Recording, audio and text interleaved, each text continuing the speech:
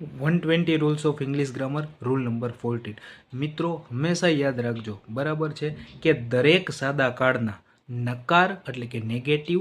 અને પ્રશ્નાર્થ એટલે કે ઇન્ટ્રોગેટિવ સેન્ટેન્સની અંદર હંમેશા V1 જ આવશે એટલે કે વર્બની ફર્સ્ટ ફોર્મ જ આવશે પરંતુ ક્યારે તો કે જે તે સાદા કાળના ટુ બીના રૂપ પછી એટલે કે સાદો વર્તમાન કાળ હોય તો ડુ ડઝ પછી V1 સાદો ભૂતકાળ હોય તો ડીડ પછી V1 અને સાદો ભવિષ્યકાળ હોય તો વિલ પછી V1 બરાબર છે એટલે કે જે તે કાળના ટુ બીના રૂપ પછી માની લો કે નકાર વાક્ય હોય તો જે તે કાળના ટુ બીના રૂપ પછી નોટ અને પછી V1 આવે ક્લિયર છે અને ઇન્ટ્રોગેટિવ સેન્ટેન્સની અંદર જે તે કાળનું ટુ બીનું રૂપ સબ્જેક્ટ પહેલાં આવી જાય એક્ઝામ્પલ તરીકે હી પ્લેઝ ક્રિકેટ તો આનું નકાર શું થાય he does not play cricket clear છે એક્ઝામ્પલ બીજું સાદા ભૂતકાળનું હી પ્લેડ ક્રિકેટ બરાબર છે તો આનું નકાર વાક્ય શું થાય હી ડીડન્ટ પ્લે ક્રિકેટ ક્લિયર છે મિત્રો તેવી જ રીતે હી વિલ પ્લે ક્રિકેટ તો હી વોન્ટ પ્લે ક્રિકેટ મિત્રો વિડીયો ગમ્યો હોય તો ચેનલને સબસ્ક્રાઈબ જરૂર કરી દેજો વિડીયોને લાઇક કરી દેજો અને ગામમાં ફોરવર્ડ જરૂર કરી દેજો થેન્ક યુ સો મચ